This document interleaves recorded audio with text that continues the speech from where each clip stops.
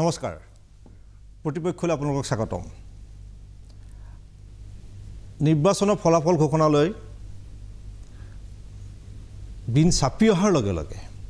অসমৰ এটা বিশেষ বিষয় চৰ্চালৈ আহিছে যে আঞ্চলিক ৰাজনীতি লোকসভা নিৰ্বাচনৰ অসমত তিনিটা পৰ্যায়ৰ যিটো নিৰ্বাচন অনুষ্ঠিত হৈ গ'ল তাত এটা বিষয় প্ৰাধান্য পাইছিল যে বিজেপিৰ বিকল্প হয়তো অসমৰ নাগৰিকে বিচাৰিছে অসমত 10 বছৰ অগপ শাসন আছিল দুটা কাৰ্যকাল তাৰ পৰৱৰ্তী 15টা বছৰত অগপ ক্ষমতাৰ পৰা একেবাৰে আঁতৰি গ'ল তৰুণ গগৈ চৰকাৰৰ দিনত তাৰ পাছত আকৌ বিজেপিৰ লগত অগপই চৰকাৰ গঠন কৰিলে এটা অগপ থকাৰ পাছতো অগপ বৰ্তমান বিজেপিৰ সৈতে ক্ষমতাৰ অংশীদাৰ যে আঞ্চলিক ৰাজনীতিৰ প্ৰাসংগিকতাটো আহিছে নেকি নিৰ্বাচনী প্ৰচাৰ চলাই থকাৰ মাজতে অখিল গগৈয়ে ডিব্ৰুগড়ত লুৰিণজ্যোতি গগৈক কাষত লৈ ঘোষণা কৰিলে যে অজাপ আৰু ৰাইজৰ দল ঐক্যবদ্ধ হ'ব তাৰ পাছতে ব্যাপকভাৱে বিষয়টো চৰ্চালৈ আহিল নিৰ্বাচন অসমত 3টা বজাত শেষ হোৱাৰ পাছত সাংসদ তথা বিশিষ্ট সাংবাদিক অজিত কুমাৰ ভূঞাই সূত্ৰধাৰৰ ভূমিকা লৈ পেলাই গুৱাহাটীত এখন আঞ্চলিক ৰাজনৈতিক দলকেইটা মূল তেওঁৰ বিৰোধী ৰাজনৈতিক দলকেইটা অজাপ ৰাইজৰ দল আৰু অজিত ভূঞা নেতৃত্বাধীন আঞ্চলিক শক্তিটোৱে একেলগে এখন বৈঠক কৰিলে জাতীয় দলে বিষয়টো কি কাৰণে অজিত কুমাৰ ভূঞা আগবাঢ়ি আহিল অখিল গগৈ ইয়াত কি ধৰণে ভূমিকা পালন কৰিছে এইটো চৰ্চা কৰিব বিচাৰিছোঁ আজি আমাৰ প্ৰতিপক্ষত আমাৰ সৈতে আজি আলোচনাত সংযোজিত হৈছে প্ৰাক্তন মন্ত্ৰী 10 বছৰ মন্ত্ৰী আছিলে 10 বছৰ বিধায়ক আছিলে বিৰোধী দলৰ ডক্টৰ জয়নাথ শৰ্মা অসম আন্দোলনৰ নেপথ্যত থাকি বিশেষ ভূমিকা পালন কৰা আচলতে থিংক টেংক বুলি ক'লেও ভুল কৰা নহ'ব গুৱাহাটী বিশ্ববিদ্যালয়ৰ প্ৰাক্তন অধ্যাপক ডক্টৰ কৃষ্ণকমল ভট্টাচাৰ্য আমাৰ সৈতে লাইভত থাকিব সাংসদ অজিত কুমাৰ ভূঞা ডাঙৰীয়া আৰু লাইভত থাকিব বিধায়ক অখিল গগৈ মই জয়নাথ শৰ্মা ডাঙৰীয়াৰ পৰা আৰম্ভ কৰিব খুজিছোঁ অগপ ব্যৰ্থ হ'ল নেকি যাৰ কাৰণে বিকল্প ৰাজনৈতিক আঞ্চলিক ৰাজনৈতিক দলৰ কথা ভাবিব লগা হৈছে নাই অগপ ব্যৰ্থ হোৱা নাই অগপৰ যেতিয়া এই 15 বছৰ শাসনৰ বাহিৰত থাকিলে সেই সময়ছোৱাত তৰুণ গগৈ শাসনত থকা এই 15 বছৰ সময়ত অগপ কিছু দুৰ্বল হৈছিল দুৰ্বল হোৱা আৰু ব্যৰ্থ হোৱা এইটো এটা ছেপাৰেট বিষয় মানে বেলেগ বিষয়টো আমাৰ সাংগঠনিক বিশেষকৈ যিবোৰ সাংগঠনিক আমাৰ ইউনিট আছিল এই সাংগঠনিক ইউনিটবোৰৰ মানুহবোৰ লাহে লাহে অলপমান আমাৰ দলটোৰ কাম কাজ কৰাৰ কাৰণে যিখিনি আমি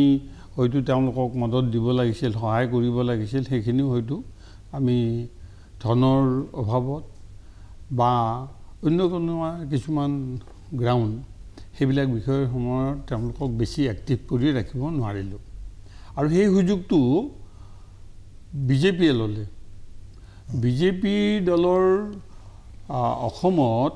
এটা সময়ত কোনো হেৰি নাছিলে প্ৰথম একেলগে 7জন বৰাকৰ পৰা বিধায়ক হাৰি আহিছিলে আমি তেতিয়া অপজিশ্যনত আহি তেওঁলোকে গোটেই অসমত তেওঁলোকৰ সংগঠনটোৰ কাৰণে থ্ৰু এছেম্বলি যেতিয়া কথা ক'বলৈ ধৰিলে বিজেপি বুলি কথাটো আহি গ'ল তেতিয়া লাহে লাহেকৈ বিজেপিৰ ধাৰণাটো অসমৰ মানুহৰ মাজত আহিলে আৰু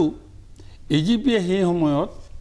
আমাৰ নিজৰ ববীয়াকৈও আমাৰ নেতৃত্বৰ মাজত কিছুমান অলপমান মনোমালিন্য হ'ল আৰু এই মনোমালিন্য হোৱাৰ পিছত এনেকুৱা কথা এটা হ'ল আমাৰ স্বয়ং সভাপতিগৰাকীয়ে বিজেপিলৈ গুচি গ'ল স্বয়ং সভাপতি সেইখিনি সময়তে আমাৰ এটা আমি দুৰ্বল স্থিতিত পৰি গ'লোঁ আৰু সেই দুৰ্বল স্থিতিটো ৰক্ষা কৰাৰ কাৰণে আজিৰ দিনটোত আমি বিজেপিৰ লগত লগ লাগি আমাৰ যিটো আঞ্চলিকতাবাদ বা আমাৰ যিটো জাতীয়তাবোধ এই কথাটো বিজেপিৰ নেতৃবৃন্দৰ লগত আমি যিমান সজোৰে তেখেতসকলক বুজাবলৈ মই আহিম আপোনাৰ আচলতে মানে প্ৰাৰম্ভিক মন্তব্য মই ডক্টৰ কৃষ্ণকমল ভট্টাচাৰ্য ডাঙৰীয়াৰ পৰা জানিব বিচাৰিম নতুনকৈ যিটো বিৰোধী ৰাজনৈতিক মানে আঞ্চলিক দলবোৰক একত্ৰিত কৰাৰ যিটো প্ৰচেষ্টা চলিছে অজিত কুমাৰ ভূঞা ডাঙৰীয়াই হওক অখিল গগৈ ডাঙৰীয়া লুৰিণজ্যোতি গগৈ আমাৰ জয়নিংটি কাঠাৰ এই সকলো মিলি পেলাই আপুনি আঞ্চলিকতাবাদী ৰাজনীতিৰ সৈতে জড়িত এগৰাকী বিশিষ্ট শিক্ষাবিদ বুলিও কম বুদ্ধিজীৱী সফলতা আহিবনে এখন চৰকাৰ কৰিব পৰাকৈ হওক বা এটা শক্তিশালী বিৰোধী দল গঠন কৰিব পৰাকৈ হ'লেও সফলতা সম্বন্ধে এতিয়াই ক'বলৈ বৰ টান কাৰণ আমি মানে মই মাজতে মানে মই আমাৰ দৰ্শকক চিনাকি কৰি দিব খুজিছোঁ যে জয়নাথ শৰ্মা ডাঙৰীয়াই মোক এটা কথা কৈছে সেইটো আমি জানো কিছুৱে মানে এটা যে 1979 চনৰ জুন মাহত 10 জুনত অসম আন্দোলনৰ যিটো প্ৰাৰম্ভিক প্ৰস্তুতি চলিছিলে জজ খেলপথাৰত এখন ডাঙৰ সভা হৈছিল নহয় জানো ডাঙৰ হৈছে সেই সভাখনৰ গোটেই মানে প্ৰক্ৰিয়াটো লিখিত ৰূপত দিয়া মানুহজনে আছিলে ডক্টৰ কৃষ্ণমূল ভট্টাচাৰ্য ডাঙৰীয়া গতিকে সেই 1979 পৰা 2024 এই পৰিক্ৰমাটোত আঞ্চলিক দলৰ উত্থান পতন মোটামুটি আঞ্চলিক দলে চৰকাৰ কৰিব নোৱাৰা বুলি ধাৰণা হৈ গ'ল এই মুহূৰ্তত আপোনাৰ এগৰাকী বিশ্লেষক হিচাপে বা আপুনি নিজে ওচৰত থকা আপুনি এতিয়া অজাপৰ সৈতে উপদেষ্টা হিচাপে জড়িত হৈ আছে আপোনাৰ বাস্তৱসন্মত হেৰিটো কি হ'ব পাৰে দৃষ্টিভংগীটো কাৰণে অসমৰ ৰাইজ সদায় আঞ্চলিকতাবাদী কাৰণ এনেকুৱা হৈছে যে আমাৰ অসম সদায় অৱহেলিত হৈ আছে যি ভাৰতীয় জনতা পাৰ্টীয়ে প্ৰথমতে বহুত ভাল কথা কৈছিলে সেই ভাল কথাবিলাক এতিয়া যে মিছাত পৰিণত হৈছে আৰু বৰঞ্চ তেওঁলোকে অসমৰ স্বাৰ্থৰ বিপৰীতে কাম কৰি আছে সেইকাৰণে আমাক অসমত আঞ্চলিকতাবাদী এটা সত্তা বা এটা দলেই লাগিব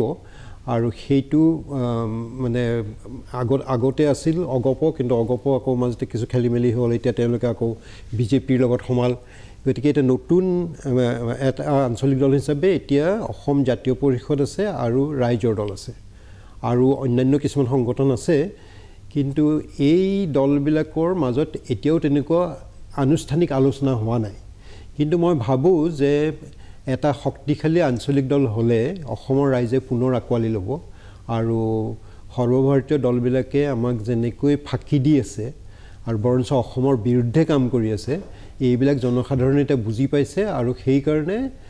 এটা শক্তিশালী আঞ্চলিক দল আমি সকলোৱে বিচাৰোঁ অজাপই যিটো মানে অখিল গগৈ যিটো প্ৰস্তাৱ দিছে যে ৰাইজৰ দল অজাপ অন্তত প্ৰাৰম্ভিক স্তৰত আৰু জাতীয় দল অজিত কুমাৰ ভূঞা নেতৃত্বাধীন ঐক্যবদ্ধ হোৱাৰ যিটো কথা এইটো সম্পৰ্কত আপোনাৰ আপোনালোকৰ উপদেষ্টা হিচাপে অজাপৰ কি ক'ব বিচাৰে তাৰমানে এইটো সম্বন্ধত আনুষ্ঠানিক আলোচনা হোৱা নাই অখিল গগৈ ডাঙৰীয়াই সেই সময়ত কৈ দিলে কথাখিনি সকলোৱে ভালেই পাইছে কিন্তু আনুষ্ঠানিক তেনেকুৱা আলোচনা হোৱা নাই আনুষ্ঠানিক আলোচনা হ'ব লাগিব কাৰণ দুয়োটা দলৰ কিছু মত পাৰ্থক্য থাকিব পাৰে আৰু দুয়োটা দল গঠন হোৱাৰ পটভূমিও বেলেগ গতিকে এই কথাবিলাক আলোচনা হ'ব আৰু অজিত ভূঞাৰ দলটো যদিও হৈছে তেখেতে এইটো MP হোৱাৰ পিছত তেখেতে এটা কৰিছে কিন্তু তেনেকৈ আমি সংগঠন দেখা নাই অসমত এতিয়া আমাৰ অসম জাতীয় পৰিষদ আৰু ৰাইজৰ দল এই দুটা আছে কিন্তু দুইটা দলৰ মাজত তৃণমূল পৰ্যায়ত কাম কৰি আছে গতিকে দুইটা দলৰ মাজত খুব ভালকৈ আলোচনা হ'ব লাগিব তেনেকুৱা আলোচনা এতিয়াও হোৱা নাই অখিল গগৈ ডাঙৰীয়াই উচ্ছ্বাসত সেইদিনা সেইটো কথা কৈ দিছে সকলোৱে আমি ভালেই পাইছোঁ বেয়া পোৱা নাই কিন্তু দুটা দল একেলগ হৈ এটা আঞ্চলিক দল হ'বলৈ হ'লে বহুত প্ৰাথমিক কথা আছে সেই কথাবিলাক মই এতিয়া অজিত কুমাৰ ভূঞা ডাঙৰীয়াৰ সৈতে সংযোগ স্থাপন কৰিব বিচাৰিছোঁ আপুনি শুনি আছে ভূঞা ডাঙৰীয়া আপুনি যে নিৰ্বাচনৰ ফলাফল ঘোষণাৰ পূৰ্বে আঞ্চলিক দলসমূহ বিৰোধী ৰাজনৈতিক আঞ্চলিক যিবোৰ দলকেইটাক আপুনি ঐক্যবদ্ধ কৰাৰ কাৰণে যিটো প্ৰচেষ্টা চলাইছে ইয়াৰ পৃষ্ঠভূমিটো কি কাৰণে আপুনি ভাবিলে যে এটা আঞ্চলিক দলকেইটা অন্তত মানে বিজেপিৰ বিৰুদ্ধে হওক বা কংগ্ৰেছৰ বিৰুদ্ধে হওক যে ঐক্যবদ্ধ হ'ব লাগে এই কথাটো আপোনাৰ ধাৰণাটো কেনেকৈ আহিলে বহুদিনৰ মূৰত মই তোমাৰ আলোচনালৈ আহিছোঁ কাৰণ মই টিভিৰ পৰা আঁতৰি অহাৰ পিছত অলপ এইবিলাকত কমাই দিছোঁ আৰু তোমাৰ লগত থকা তুমি বুলি কৈছোঁ কাৰণ আমি একেলগে কাম কৰিছোঁ বহুত ব্যক্তিগত সম্পৰ্কৰ কাৰণে আৰু প্ৰসংগটো বৰ বুলি সম্বোধন কৰিম মই সেইকাৰণে ভাল লাগিছে আৰু জয়নাথ শৰ্মা বহুত পুৰণি বন্ধু কৈ লৈছোঁ মই দুটা কথা যে জয়নাথ শৰ্মা আজি বহুত ঠাইত আমি ঘূৰি ফুৰোঁ তেওঁ আজিকালি বৰকৈ ঘূৰি নুফুৰে যেন বুলি ধাৰণা হয় অসুস্থ বুলি মাজতে শুনিছিলোঁ যি নহওক বহুতে আকৌ সোধে যে জয়নাথ শৰ্মা আজিকালি ক'ত আছে কোনটো দলত আছে এইটো লৈ পেলাই এটা মানুহৰ মানে এটা কনফিউজন আছে আৰু সেইটো কিয় হৈছে যে জয়নাথ শৰ্মাই ভালকৈ বুজিব আৰু ডক্টৰ কৃষ্ণ গোপাল ভট্টাচাৰ্যৰ লগত মোৰ বৰ দীৰ্ঘদিনীয়া সম্পৰ্ক তেওঁ PLPত আছিলে নিবাৰণ বৰাৰ লগত আছিলে আৰু থিংক টেংক তুমি সঠিকভাৱে উত্থাপন কৰিছা নীৰৱে থাকে মই আনিছোঁ দুবাৰ এবাৰ টিভিলৈ তুমি আনিব পাৰিছা ভাল কথা কিন্তু তেখেতৰ মই দুটা কথাত প্ৰথমে কৈ লওঁ তেওঁ যে একত্ৰীকৰণত যিটো তেখেতে গুৰুত্ব দিছে যে এটা দল হ'ব লাগে কিন্তু এটা দল কৰাটো তৎক্ষণাৎ সম্ভৱ নহয় কাৰণ কেলে তেখেতে কৈছেই যে এটা দীঘলীয়া প্ৰক্ৰিয়াৰ মাজেৰে আঞ্চলিক দল শক্তিশালী হ'ব লাগে আৰু অসমত আঞ্চলিকতাবাদৰ কোনো বিকল্প নাই অন্য ৰাজ্যতো নাই কাৰণ অতিকেন্দ্ৰিক যিটো ৰাষ্ট্ৰ ব্যৱস্থা তাত আৰু যিটো আমাৰ কি কয় প্ৰগতিৰ ক্ষেত্ৰত যিটো পাৰ্থক্য ব্যৱধান পিছুৱাই থকাৰ যিটো অৱস্থা তাত আঞ্চলিকতাবাদৰ আৰু প্ৰয়োজন আছে আৰু অসম গণ পৰিষদ হৈছিল এটা ডাঙৰ আন্দোলনৰ মাজেদি এইটো কথা আমি মনত ৰাখিব লাগিব গতিকে অসমৰ ৰাইজে মই ভট্টৰ লগত এইটো একমত যে অসমৰ ৰাইজে আঞ্চলিকতাবাদত বিশ্বাস কৰে আঞ্চলিকতাবাদ বিচাৰে জাতীয়তাবাদী বহু মানুহ আছে আৰু মই কিন্তু এইখিনিতে বৰ বেছি বিতৰ্কলৈ যাব খোজা নাই মই এইটো কৈ থ'ব খুজিছোঁ যে অসম গণ পৰিষদে এটা নিজকে আঞ্চলিকতাবাদী দল বুলি দাবী কৰাটো উচিত নহয় কাৰণ এইটো মানুহক তেওঁলোকে ইমান প্ৰতাৰণা কৰিলে সেইটোৰ পিছত তেওঁলোকে এই দাবীটো কৰা উচিত নহয় কাৰণ এইটো ৰাইজক বিভ্ৰান্ত কৰা ঠিক নহয় আজি বহু মানুহৰ লগত মই এই যোৱা নিৰ্বাচনত আগৰ নিৰ্বাচনত বহুত ঠাই ঘূৰিছোঁ আৰু দীৰ্ঘদিনীয়া সাংবাদিকতাত থাকোঁতে মোৰ সম্পৰ্ক আছে বহু মানুহে তেওঁলোকে যি পথেদি অগ্ৰসৰ হৈছে ক্ষমতাৰ অংশীদাৰ হৈ বিজেপিয়ে তেওঁলোকক যি ধৰণে গিলি আনি শেষ কৰি পেলাইছে এজনে সেইদিনা মোক খুব ৰসাল ভাষাত ক'লে যে এতিয়া গোটেই দলটো নি বাংলাদেশৰ বৰ্ডাৰ পোৱালেগৈ এই ধুবুৰীত প্ৰাৰ্থী দিয়াৰ পিছত আৰু এতিয়া বৰপেটাতো যদি জিকে এইটো ভোট বিভাজনৰ কাৰণেহে জিকিব যিটো মানে মই দুটামান কথা কেলে কৈ লৈছোঁ এটা পৃষ্ঠভূমিৰ কথা তুমি যিহেতু কৈছা গতিকে আৰু ভট্টাচাৰ্যীয়ে কৈছে যে জাতীয় পৰিষদ আৰু কি কয় ৰাইজৰ দল একত্ৰীকৰণ এইটো কথাত মই ক'বলৈ নাযাওঁ তেওঁলোকৰ দলৰ নিজৰ সিদ্ধান্ত হয় জাতীয় দল অসম মই নেতৃত্ব ল'বই খোজা নাছিলোঁ কাৰণ মই এই ধৰণৰ ৰাজনীতিত মানে খুব আগ্ৰহীও নহয় মোৰ তেনেকুৱা কোনো পৰিকল্পনা নাই কিন্তু সকলোৱে কোৱাৰ কাৰণে এটা যেতিয়া সংগ্ৰামী মঞ্চ ভাগি গ'ল বহুত মানুহে আমাৰ দললৈ আহিলে আৰু মই তেখেতক কওঁ হয় সিমান দেখাত ভিজিবল নহয় কিন্তু অসমৰ প্ৰায় 13টামান আমাৰ শাখা এতিয়াও আছে আৰু ডাক্তৰ ইঞ্জিনিয়াৰ অধ্যাপক এনেকুৱা মানুহে কিন্তু কাম কৰি আছে আৰু এইবাৰো নিৰ্বাচনত ডিব্ৰুগড় যোৰহাটত আমাৰ দলে কাম কৰি আছে গতিকে এইটো একেবাৰে নাকচ কৰি দিলে মোৰ মানুহখিনি অলপ অসন্তুষ্ট হ'ব হতাশ হ'ব এইকাৰণে মই ক্লাৰিফিকেশ্যন এটা দি ল'লোঁ এতিয়া কথা হ'ল যে আমাক আঞ্চলিকতাবাদ লাগে আৰু তুমি মোক সুধিছিলা কি যে কিয় মই কৰিলোঁ মই যোৱা বিধানসভা নিৰ্বাচনত সকলোৱে জানে যে মই প্ৰতিটো দলৰ আছোঁ ইনক্লুডিং আছোঁ সকলোৰে দুৱাৰে ঘূৰি ফুৰিছিলোঁ যাতে আমাৰ এটা ঐক্য প্ৰতিষ্ঠা হয় কাৰণ ইতিমধ্যে বিজেপিয়ে এটা তেওঁলোকৰ ফেচিষ্ট নগ্ন চৰিত্ৰটো উন্মোচিত হ'বলৈ আৰম্ভ কৰিছে হয় আগতো আছিলে অতিকেন্দ্ৰিক ব্যৱস্থা কিন্তু তেওঁলোকে যি ধৰণে ধৰ্মীয় উন্মাদনা উগ্ৰ জাতীয়তাবাদ বিভাজনৰ ৰাজনীতি ঘৃণাৰ ৰাজনীতি সাম্প্ৰদায়িক এজেণ্ডা এইবোৰ কৰি তেওঁলোকে যিটো পৰ্যায়লৈ লৈ গুচি গ'ল সেইটো নতুনকৈ ক'বলৈ একো নাই আৰু তেতিয়াই মোৰ এটা মনলৈ আহিছিলে সাধাৰণ এজন নাগৰিক হিচাপে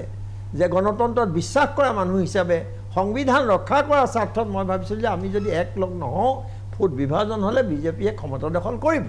কিন্তু সেইবাৰ মই কৰিব নোৱাৰিলোঁ যি কাৰণতে নহওক অখিল গগৈ লুৰিণজ্যোতি গগৈ বা এওঁলোকে হয়তো তেওঁলোকৰ নিজৰ কথা আছে মই এইটো কোনো সমালোচনা কৰা নাই নোৱাৰিলে কিন্তু আমি যদি তেতিয়া একলগ হ'লোহেঁতেন সেইবাৰ কেতিয়াও বিজেপিয়ে ক্ষমতা দখল কৰিব নোৱাৰিলেহেঁতেন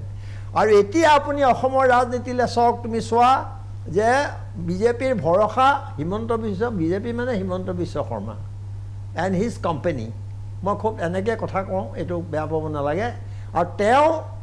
তেওঁৰ কথামতে অগপ চলিব পৰা অৱস্থা এটা হৈ গৈছে আৰু তেওঁ নিৰ্ভৰ কৰিছে দুটা দলৰ ওপৰত তেওঁৰ ক্ষমতা সেইটো এটা AIDF আৰু এটা AGP AIDF এবাৰ সম্পূৰ্ণ নিশ্চিন্ন হৈ যাব AGPও অৱস্থা সকলোৱে দেখিছে তেওঁলোকে নিজক আত্মসমালোচনা কৰিব লাগিব আৰু মই এইদিনা 22 তাৰিখে 4টা দলৰ নেতাক তুমি কি কয় জন ইংতি কথাৰ কথা কৈছা নতুনকৈ তেওঁ all party hills leaders conference Karbi আংলঙৰ তেওঁ আহিলে মই লগে লগে মতাৰ লগে লগে আটাইকেইজন নেতা আহিলে চাহ মেলত মই কথাটো কিছুমান কথা আলোচনা কৰিলোঁ আৰু সকলোৱে একমত হ'ল তাত কিন্তু একত্ৰীকৰণৰ কথা ওলোৱা নাই তাত ওলাইছে যে এটা ছাতিৰ তলত আমি এখন প্লেটফৰ্মত আঞ্চলিক দলকেইটা একত্ৰিত হ'ব পাৰোঁ নেকি কাৰ্যসূচী প্ৰস্তুত কৰি আমি সেইমতে আগুৱাব পাৰোঁ নেকি আঞ্চলিকতাবাদ শক্তিশালী কৰাৰ কাৰণে কাৰণ এইবাৰ নিৰ্বাচনত তুমি লক্ষ্য কৰিবা আটাইকেইটা সমষ্টিত গুৱাহাটী কোৱা যোৰহাট কোৱা ডিব্ৰুগড় কোৱা খিলঞ্জীয়া মানুহে থলুৱা মানুহে অসমীয়া মানুহে বিজেপিক ভোট দিয়া নাই তেওঁলোকে কাৰ ভোটৰ ওপৰত নিৰ্ভৰ কৰিছে এইবাৰ কাক লক্ষ্য কৰি লৈছে এই প্ৰশ্নটোৰ উত্তৰ কৃষ্ণগোপাল ভট্টাচাৰ্যই বেছি ভালকৈ জানিব কয় নকয় বেলেগ কথা কিন্তু তেওঁলোকৰ লক্ষ্য সেইটো আছিলে কিন্তু এইবাৰ নতুনকৈ মানুহে কৈছে এইবাৰ ৰাইজে খেলিছে বিজেপিৰ লগত নিৰ্বাচন কোনো ৰাজনৈতিক দলে তাৰ কাৰণে কৃতিত্ব দাবী কৰিব নোৱাৰে ৰাইজ নিজে ওলাই আহিছে যেতিয়া এটা সময় আহে দেশৰ এনেকুৱা অৱস্থা হয় তেতিয়া ৰাইজে নিজে ওলাই আহে আৰু নেতৃত্বই তেওঁলোকক সমৰ্থন কৰিবলৈ বাধ্য হয় গতিকে আমি পৰিস্থিতি পৰ্যালোচনা কৰাত ব্যৰ্থ হৈছোঁ প্ৰতিটো ৰাজনৈতিক দলে ফিল্ডত গৈ আমি গম পাইছোঁ যে ৰাইজে বেলেগ ধৰণে ভাবি আছে আৰু সেইকাৰণে আজি একেবাৰে বেয়া অৱস্থাত কোনো ধৰণৰ শক্তি নথকাত ইমান এটা ডাঙৰ শক্তি মানে কি পইচা মই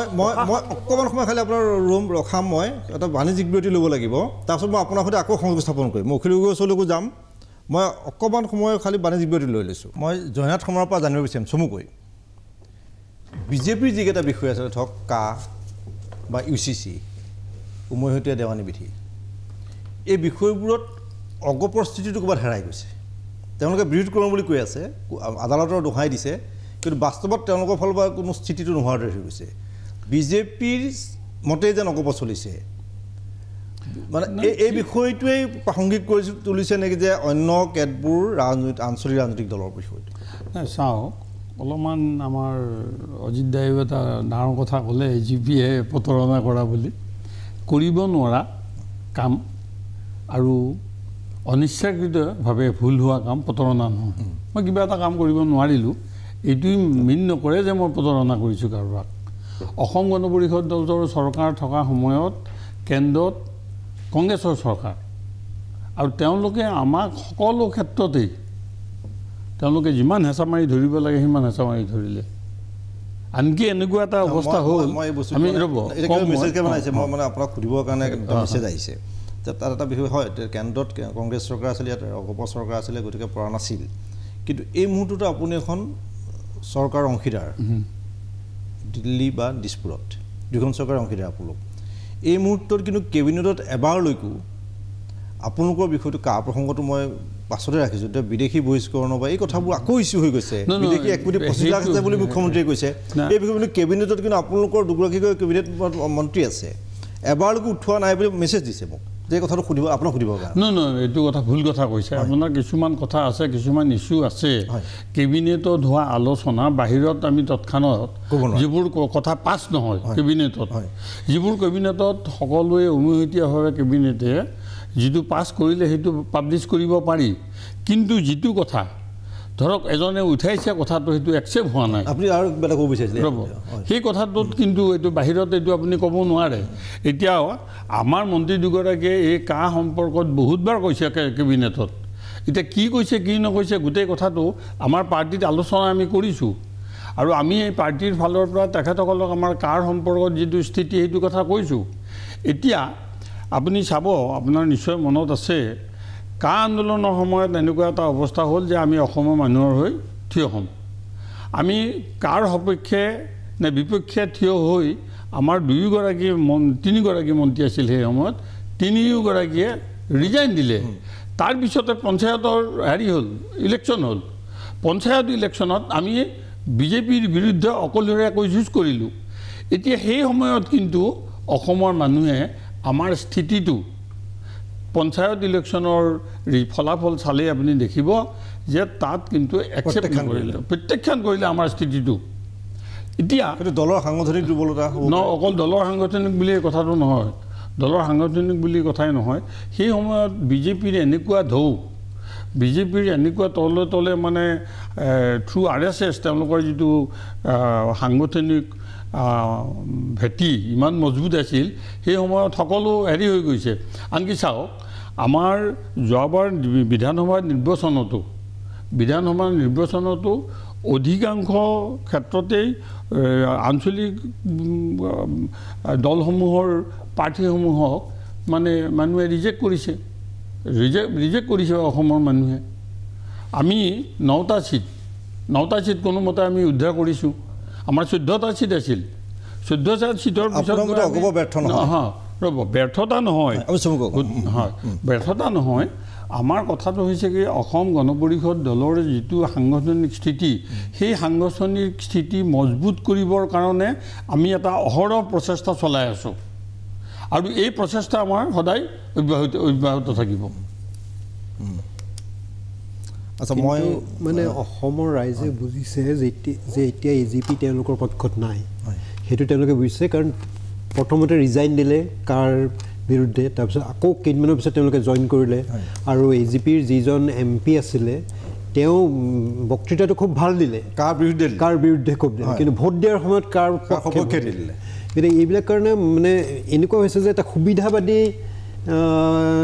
মানে স্থিতি লোৱা বুলিহে এতিয়া ৰাইজে ভাবে। নহয়, সেইটো নহয়। কথাটো আপোনাক কৈ দিওঁ, যিদিনা বীৰেন বৈশ্যই কাৰ সপক্ষে ভোটটো দিলে সেইদিনা কিন্তু যিটো এলায়েন্সৰ, সেই এলায়েন্সৰ পৰা আমি ওলাই অহা নাই, আকৌ আমি এলায়েন্সত গুচি গ'লোঁ। গতিকে এলায়েন্সৰ যিটো প্ৰিন্সিপল আমিতো বাদ দিব নোৱাৰোঁ। সেই কথাটোতো সুবিধাবাদী হেৰিটোকে দেখুৱাই, সুবিধাবাদী নহয়, দিলে কাৰ বিৰুদ্ধে ভোট দিলে কাৰ সপক্ষে। কিন্তু আমি এটা কথা জানিব বিচাৰিম, অজাপৰ সাংগঠনিক ভেটি শক্তিশালী হৈ উঠিছেনে আপোনালোকে উপদেষ্টা হিচাপে? অজাপ দলটো গঠন হোৱাটো বেছি দিন হোৱা নাই, কিন্তু সেই হিচাপে আমি ভবাতকৈ বেছি শক্তিশালী হৈছে। এতিয়া ডিব্ৰুগড়ত লুৰিণজ্যোতি গগৈৰ সপক্ষে সকলো ঠাইৰ পৰা মানুহ গৈছে, আমাৰ কম মানুহ থাকিলেও সকলো ঠাইৰ পৰা মানুহ গৈছে আৰু গোটেই ডিব্ৰুগড় তিনিচুকীয়া সেইখিনিততো আমাৰ স্থিতিটো শক্তিশালীয়েই ভাল হৈছে আৰু এতিয়া তাৰ লগে লগে বাকী ঠাইবিলাকতো হৈছে। আৰু মানে প্ৰথম অৱস্থাত এতিয়া মানে যথেষ্ট আমি প্ৰণালীবদ্ধভাৱে আগবাঢ়িব খুজিছোঁ। গতিকে সেইকাৰণে আমি বুথ কমিটিৰ ফালৰ পৰাও আৰম্ভ কৰিছোঁ, বুথ কমিটিবিলাক এতিয়া বহুত ঠাইত হৈছে, গতিকে আমি তলৰ পৰা আৰম্ভ কৰিছোঁ আৰু এতিয়া এই নিৰ্বাচনৰ এই খামখমীয়াবিলাক গ'লে আমি আনুষ্ঠানিকভাৱে দলটো পুনৰ আমি আকৌ মানে সকলোবিলাকত হ'ব। আৰু ধন্যবাদ। মই এইবাৰ সাংসদ অজিত কুমাৰ ভূঞাৰ ওচৰলৈ যাব বিচাৰিছোঁ। অজিত দা, মানে এনে 1 মিনিট মই কৈ লওঁ যে অজিত কুমাৰ ভূঞাই যিখিনি কথা কৈছে সেইখিনি মই সম্পূৰ্ণৰূপে সমৰ্থন কৰোঁ। তেওঁ ভাল কথাই কৈছে গোটেইখিনি, আৰু তেওঁ যিটো কথা কৈছে যে উমৈহতীয়া মঞ্চৰ কথা কৈছে সেইটোৱেই ঠিক, সেইটোৱে হ'ব লাগিব। একত্ৰীকৰণৰ কথাটো এইবাবেই ওলালে যে অখিল গগৈয়ে নিজে ডিব্ৰুগড়ত এই কথাটো কৈ দিলে, প্ৰস্তাৱটো দিলে, কিন্তু সেইটো কথা আলোচনা হোৱা নাই। কিন্তু অজিত ভূঞা ডাঙৰীয়াই যিটো কথা কৈছে যে এতিয়া আমি যেনেকৈ বিজেপিৰ বিৰুদ্ধে যে প্ৰতিটো সমষ্টিত এজন প্ৰাৰ্থী থাকিব লাগে সেই হিচাপে আমি এটা মঞ্চ হ'ল, এখন মঞ্চ কথা তেনেকৈ ভূঞা ডাঙৰীয়াই যিটো কথা কৈছে সেইটোৱেই যে এটা মঞ্চ হোৱাটো মানে অলপ সহজ, কিন্তু একত্ৰীকৰণৰ কথাটো বহুত জটিলতা আছে। সেইটো পিছলৈ হয়তো স্বাভাৱিকভাৱে সেইটো কিবা কথা আহিব পাৰে, কিন্তু প্ৰথম ঐক্যবদ্ধ এখন মঞ্চ যদি হয় আঞ্চলিক ৰাজনৈতিক দলবিলাকৰ, তেতিয়া সেইটো খুব ভাল কথা হ'ব। মই অজিত দা, হেল্ল', মানে এটা বিষয় মই আপোনাক উত্থাপন কৰিব বিচাৰিছোঁ। ধৰক এতিয়া বহুত এটা মহলে যে কয় যে এতিয়া আঞ্চলিক দলৰ কোনো বা তেনেকুৱা জাতীয়তাবাদী শক্তিৰ কোনো মানে ভৱিষ্যত নাই, কিন্তু আমি যদি অকণমান চাওঁ যে উত্তৰ পূৰ্বাঞ্চলৰ কেৱল অসমত যিখন বিজেপি চৰকাৰ আছে তেওঁলোকৰ আঞ্চলিক শক্তিৰ সহায়ত আছে, ত্ৰিপুৰাটো আঞ্চলিক শক্তিৰ সহায়ত আছে, বাকী কেইখন ৰাজ্যত, বাকী 6খন ৰাজ্যতে আঞ্চলিক শক্তিৰ লগত বিজেপি সহযোগ হৈ আছে। মিজোৰামত তেওঁ য'তেই নহওক, মেঘালয়ত হওক, নাগালেণ্ডত হওক, মণিপুৰ বা অৰুণাচলত বিজেপি চৰকাৰ যদি তেওঁলোকৰ আগতে কংগ্ৰেছ আছিলে, দিল্লীত যি চৰকাৰ থাকে সেইধৰণে থাকে, গতিকে তেওঁলোকৰ আঞ্চলিক নিজৰ ধৰণৰ চৰিত্ৰটো আছে। আৰু তেওঁলোকে বিজেপিয়ে কোৱা UCC কোনো কাৰণতে বলবৎ নহয় বুলি কেবিনেট সিদ্ধান্ত গ্ৰহণ কৰিছে। ইয়াৰ বাহিৰেও আমি তেলেংগানাৰ কথা কওঁ, অন্ধ্ৰপ্ৰদেশৰ কথা কওঁ, তামিলনাডুক যদি চাওঁ, উৰিষ্যাক চাওঁ, এইবোৰ আঞ্চলিক আৰু যদিও ৰাষ্ট্ৰীয় দল বুলি কোৱা হয় তৃণমূল কংগ্ৰেছ পশ্চিমবংগত আঞ্চলিক বা জাতীয় চৰিত্ৰহে তেওঁলোকৰ আছে এইটোৰ পৰা আমাৰ অসমত কিবা ধৰণৰ প্ৰভাৱ পৰিব পাৰে বা সেই ধৰণে কিবা আগবাঢ়িব পৰা কথা আপোনালোকে ভাবিছে নেকি এইটোৱে কথা যে আঞ্চলিক এই অতিকেন্দ্ৰিক ব্যৱস্থা এটাত কংগ্ৰেছৰ দিনতো আমি যিটো স্থিতি লৈছিলোঁ কোনেও ক'ব নোৱাৰে যে আমি সেই স্থিতিৰ পৰা সলনি হৈ আহিছোঁ আঁতৰি আহিছোঁ আৰু জয়নাথ শৰ্মাই ঢৌৰ কথা কৈছে ঢৌৰ মাজত যিজন আদৰ্শগতভাৱে থিয় হৈ থাকিব পাৰে সেইজনহে আচল ৰাজনীতিবিদ সেইজনৰ ওপৰতহে মানুহে আস্থা ৰাখিব পাৰে এতিয়া ভট্টই কৈছে মই বহলাব নোখোজোঁ মই নিজে চান্দমাৰী সভাখনত আছিলোঁ সেইদিনা অতুল বৰা কেশৱ মহন্ত ইত্যাদি আহি বহি গ'ল ৰিজাইন দি তাৰপিছত আকৌ তেওঁলোক কিয় উভতি গুচি গ'ল তাৰ কোনো ব্যাখ্যা নাই ক্ষমতাৰ কাৰণে গুচি গ'ল সাধাৰণ মানুহক বোলে সেইটোৱে মেছেজ কেবিনেটত ইমান দিনে কি ক'লে 7 বছৰ 8 বছৰে সেইটো ইম্পৰ্টেণ্ট নহয় কি কৰিলে সেইটো ইম্পৰ্টেণ্ট কাখন যি মানুহে সমৰ্থন কৰিব পাৰে জাতিৰ বিৰুদ্ধে আটাইতকৈ জাতিধ্বংসী এখন আইন যিখনে মানে সমৰ্থন কৰিব পাৰে সেই দলটো কেতিয়াও ৰাইজৰ দল হ'ব নোৱাৰে কেতিয়াও আঞ্চলিকতাবাদী হ'ব নোৱাৰে কেতিয়াও জাতীয়তাবাদী দল হ'ব নোৱাৰে এতিয়া তোমাৰ কথাটোলৈ আহোঁ সেইটো হ'ল আজি বিজেপিৰ গোটেই নীতিটোৱে আছিলে বিজেপি আৰু ভয়ংকৰ সেইকাৰণে আমি বিজেপিক ডাঙৰ শত্ৰু হিচাপে গণ্য কৰিছোঁ কিয় ভয়ংকৰ এইটো তুমি সাংবাদিক হিচাপে বেছি জানা আজি বাক স্বাধীনতা বোলা অনুসন্ধান কৰা সংস্থাবোৰক যিধৰণে ব্যৱহাৰ কৰা হৈছে বিৰোধী কণ্ঠ ৰুদ্ধ কৰিবৰ কাৰণে যিবোৰ কৰা হৈছে মই সংসদ হিচাপেও দুবাৰ তাৰ পৰা মোক ছাছপেণ্ড কৰিছে এই যিটো অৱস্থা সেইটো এটা সমগ্ৰ পৃথিৱীত এতিয়া আলোচ্য বিষয় দুজন নিৰ্বাচিত মুখ্যমন্ত্ৰীক জেলত ভৰাই দিছে উইদাউট এনি এভিডেন্স গতিকে চোৱা আজি তুমি খুব ভাল প্ৰসংগ উত্থাপন কৰিছা যে মহাৰাষ্ট্ৰত উদ্ধৱ ঠাকৰে কাৰ লগত আছিলে আৰু তেওঁ কিয় ওলাই আহিবলগীয়া হ'ল আজি উৰিষ্যাত তেওঁ সমৰ্থন দিলে 10 বছৰ মোদীয়ে গৈ তাত এতিয়া বিয়াকে গালি গালাজ কৰিছে কি কয় পাটনায়ক চৰকাৰক তাত অসমৰ মুখ্যমন্ত্ৰীজনৰ এইটো কোনো মূল্য নাই বাৰু তথাপিও তাত গৈ পেলাই গালি গালাজ কৰিছে তাৰপিছত হয় ঠিকেই কৈছা তুমি যে বেংগলত মমতা বেনাৰ্জীয়েও এটা আঞ্চলিক চৰিত্ৰ বজাই ৰাখিছে সকলোতে কিন্তু এটা কথা চাবা তুমি বিজেপিৰ গোটেই কৌশলটোৱে হৈছে লাহেকৈ ধৰি মইতো বহুতবাৰ কৈছোঁ আকৌ কৈছোঁ যে অজগৰে লাহে লাহে নি গিলি পেলায় এই যিটো অগপক গিলি পেলালে কিন্তু বাকীবোৰক পৰা নাই তেওঁলোকে যথাসময়ত ওলাই গুচি আহিছে বা নিজৰ আইডেণ্টিটি তেওঁলোকে ৰাখিছে আজি তামিলনাডুত ষ্টেলিন কিমান শক্তিশালী সোমাব পৰা নাই গতিকে মই এটা উদাহৰণ দিলোঁ আজি বেংগলত পৰা নাই কিন্তু উত্তৰ পূৰ্বাঞ্চলৰ এটা চাবা আগৰ ইতিহাস চাবা যে তেওঁলোকে যদি কাইলৈ দিল্লীত চৰকাৰ বেলেগ হয় তেওঁলোক সেইফালে গুচি আহে তাৰ কাৰণটো হ'ল এইটো যে এটা যিটো কনষ্টিটিউশ্যনে যিটো অধিকাৰ দিছে সেইটো নাই আজি এই ৰাজ্যবিলাকত কি হয় এই ৰাজ্যবিলাকত চৰকাৰে পইচা বন্ধ কৰি ৰাখিছে উপায় নোহোৱা অৱস্থা এটা কৰিছে মই এইটো কৈছোঁ উপায় নোহোৱা অৱস্থা এটা কৰিছে তেতিয়াহ'লে মই যদি আজি ইয়াত কওঁ যে অতুল বৰা কেশৱ মহন্তক ইডি লগাই দিব CBI লগাই দিব সেই ভয়ত তাত সোমাই আছে যেনেকৈ আজমলে ভয় খাই পেলাই বিজেপিক তলে সমৰ্থন কৰিলে কথাবোৰ তেনেকুৱা যুক্তিৰ ফালৰ পৰা চালে গতিকে ইয়াত আজি কৰ্ণাড চাংমা তেওঁতো আছে সেই এলায়েন্সত আছে কিন্তু ক'তা তেওঁ কাক আজিও মানি লোৱা নাই তেওঁ এতিয়াও বিৰোধিতা কৰি আছে হা ইউচিচিও নামানো বুলি কৈছে ইউচিচিও নামানো বুলি কৈছে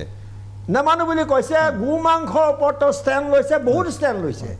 আজি নাগালেণ্ডৰ আঞ্চলিক দল চৰকাৰত আছে তাত বিজেপি এটা প্ৰচাৰ যন্ত্ৰৰ জৰিয়তে এনেকুৱা এটা বুজাই দিছে তেওঁলোকৰে চৰকাৰ আছে যেন মেঘালয়ত তেওঁলোকৰে চৰকাৰ আছে মোক অকণমান ক'বলৈ দিয়া যে MNF যিজন আঞ্চলিক দলৰ যিজন আছিলে জোৰাম থাংগা তেওঁ যোৱাবাৰ প্ৰধানমন্ত্ৰী আহিলে নিৰ্বাচনত তেওঁৰ লগত নবহো বুলি পেলাই ষ্টেণ্ড ল'লে নে নাই হয় তেওঁ এণ্টি ইনকামবেঞ্চিত তেওঁ উৰি গ'ল কিন্তু আঞ্চলিক দলৰ উত্থান হ'ল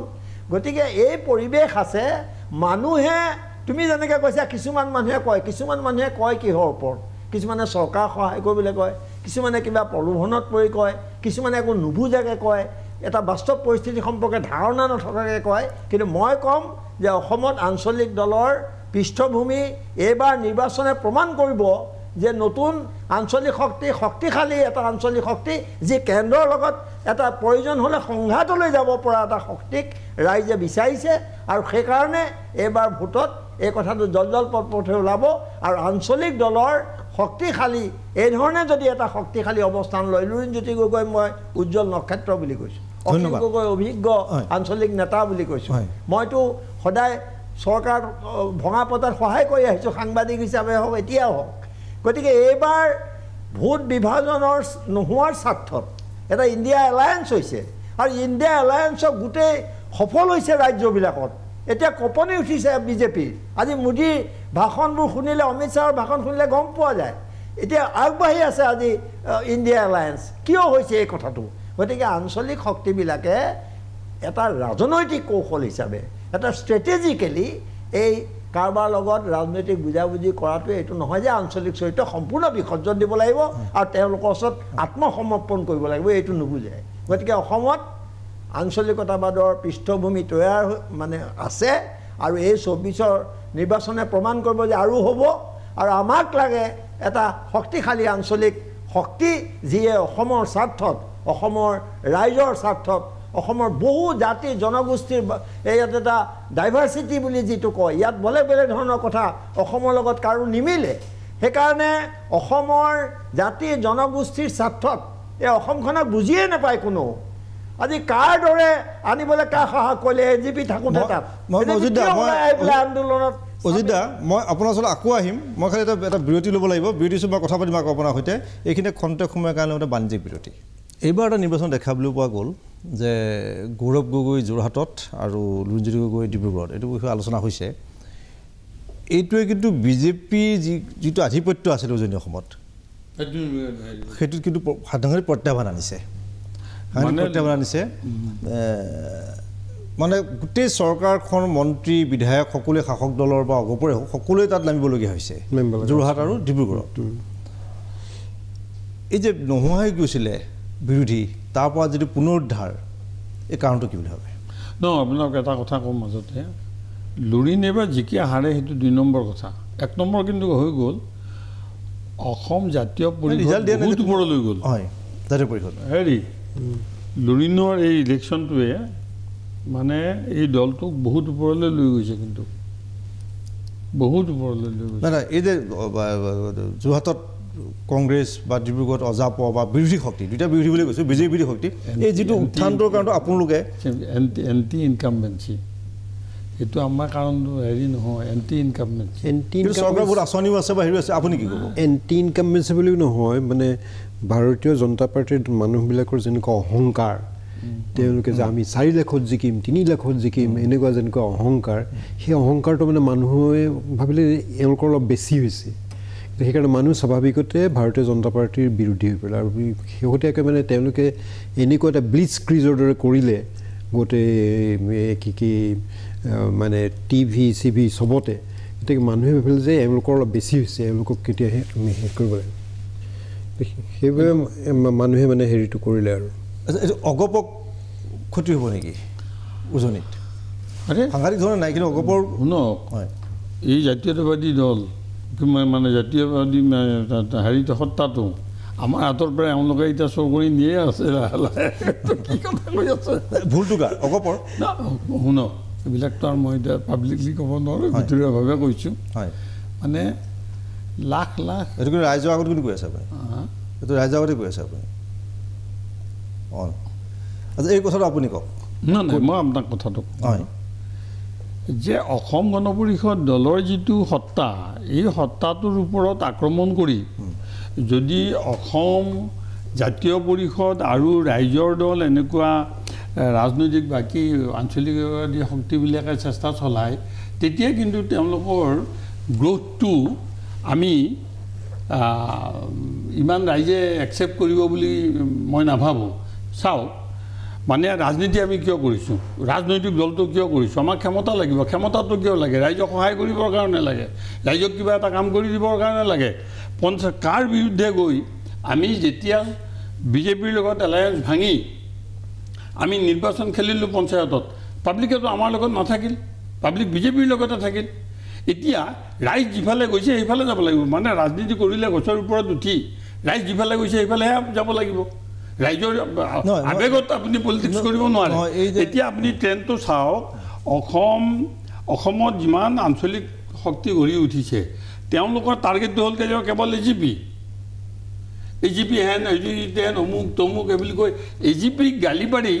তেওঁলোকে আগবাঢ়ি যাব নোৱাৰে তেওঁলোকৰ কাৰ্যসূচীটো অসমৰ মানুহে গ্ৰহণ কৰিব নে নকৰে আমি ইয়াৰ আগৰ বিধানসভা ইলেকশ্যনত পাব্লিকে কিন্তু এজিপিৰ বাহিৰে কাকো গ্ৰহণ কৰা নাই আমিতো নওতা আহিছোঁ আমি এজিপিক টাৰ্গেট কৰা নাই এজিপি নিজে নোহোৱা গৈছে নওতা হ'লেও আমি আনিছোঁ কিন্তু বাকীবিলাকে এটাও আনিব পৰা নাই হয়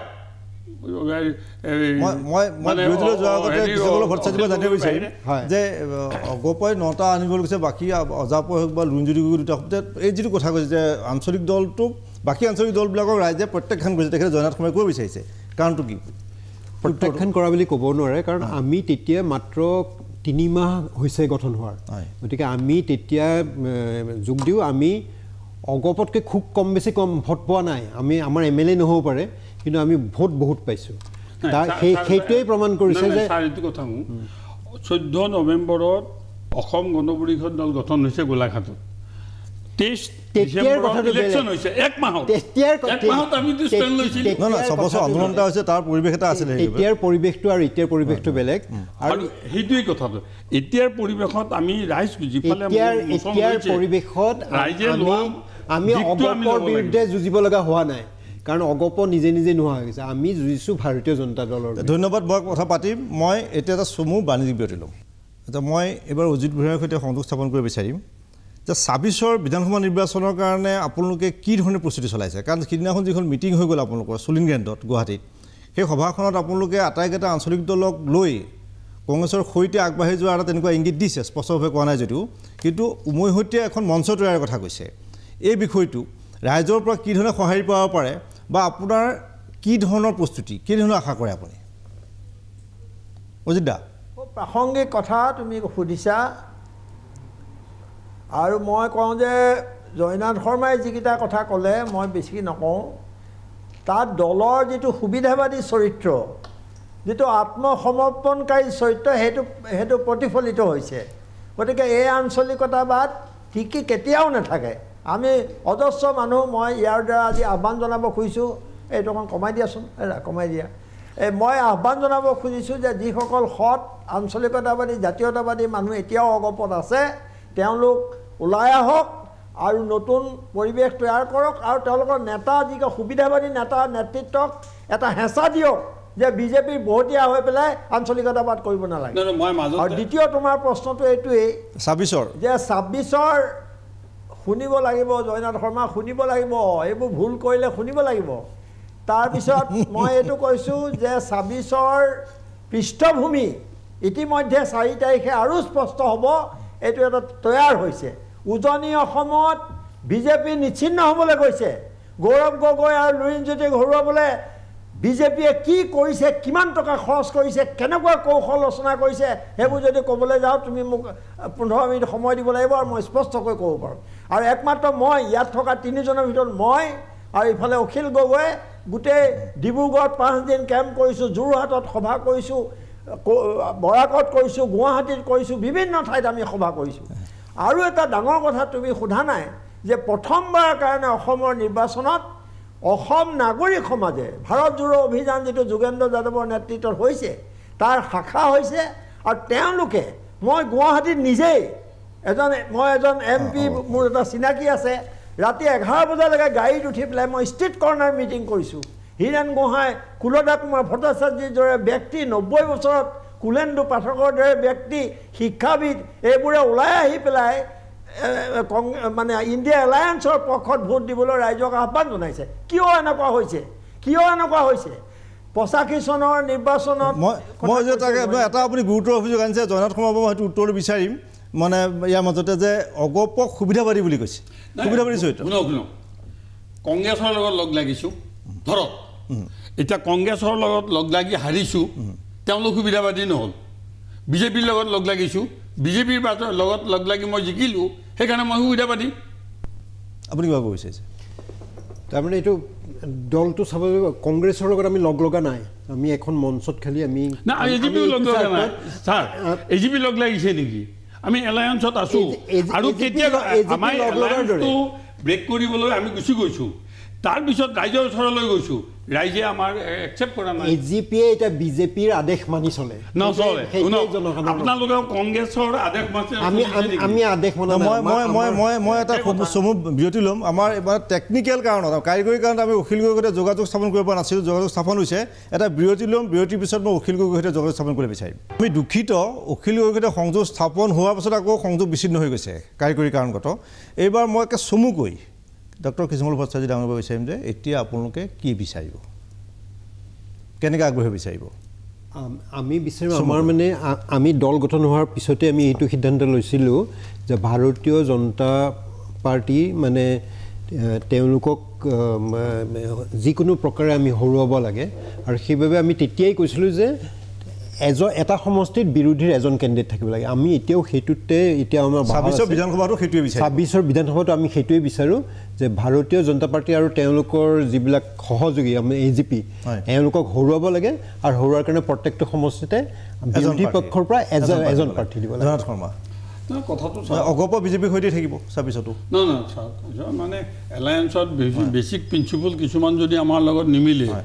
ধৰি লওক আমাৰ এতিয়া আমি বিচাৰিব পৰা ৫০টা চিট আমাক যদি নিদিয়ে তেতিয়া মোকামিলা নহ'বও পাৰে সেইকাৰণে আজিয়ে আপুনি ফ'ৰকাষ্ট কৰিব নোৱাৰে কিন্তু অসম গণ পৰিষদে লোৱাৰ ৰণকৌশলত আমি সন্তুষ্ট এইকাৰণেই যে আমাৰ স্থিতি আজিৰ দিনটোতো আঞ্চলিকতাবাদৰ স্থিতিটো আমি ৰক্ষা কৰিব পাৰিছোঁ ধন্যবাদ মই চমুকৈ অজিত দা এতিয়া ২৬ৰ কাৰণে সৰুকৈ আপুনি চমুকৈ কওক যে ২৬ৰ কাৰণে আপুনি এতিয়া কি নেক্সট মানে ইয়াৰ পিছৰ পৰ্যায়ত কেনেকৈ আগবাঢ়িব এতিয়া কৃষ্ণগোপাল ভট্টই কৈছে যিটো যে আমাৰ ভোট বিভাজন যাতে নহয় আমি চেষ্টা কৰিম আৰু অসমৰ সমগ্ৰ ভাৰতবৰ্ষৰ আজি যিটো ফেডাৰেল ষ্ট্ৰাকচাৰ তাৰ প্ৰতি ভাবুকি কঢ়িয়াই অনা সংবাদ মাধ্যম জুডিচিয়াৰী সকলোতে যিটো বিপদ কঢ়িয়াই আনিছে সৰ্বনাশ কৰিছে বিজেপিয়ে তেওঁলোক হৰুৱাৰ স্বাৰ্থত আমি ভোট বিভাজন যাতে নহয় এজনৰ বিৰুদ্ধে এজন প্ৰাৰ্থী থিয় কৰাৰ চেষ্টা কৰিম আৰু তাৰ কাৰণে বিজেপিক হৰুৱাবৰ কাৰণে যাৰ লগতে আমি মিত্ৰতা কৰিব লাগে ধন্যবাদ পৰা যে আমি কাৰ্যসূচী ধন্যবাদ ধন্যবাদ এক মিনিট একদম চমুকৈ তাৰপিছত আমি আপ্ৰাণ চেষ্টা কৰিম যাতে বিজেপিক আমি আৰু মই কওঁ ২৪ৰ নিৰ্বাচনত AIDF অসমৰ মাটিৰ পৰা নিশ্চিন্ন হৈ যাব ২৬ৰ নিৰ্বাচনত বিজেপি অসমৰ মাটিৰ পৰা নিশ্চিন্ন হৈ যাব ধন্যবাদ